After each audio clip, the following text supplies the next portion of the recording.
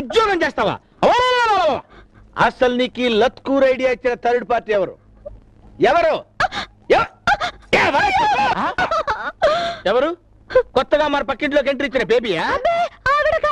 మరి పక్కనలో ఉన్న నీ ఫ్రెండ్సా?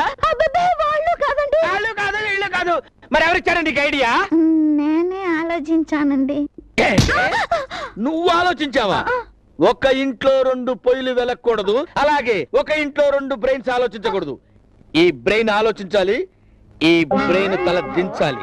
దించు. ఎత్తు. ఇదెన్ని? 2 ఇదెన్ని? 1 2 కలిపితే ఎంత? 3 నో 4.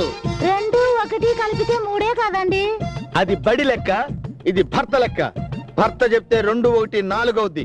ఇప్పుడు చెప్పివన్నీ 4. Very good. ఇది చివరి దాకా ఫాలో చేయాలి.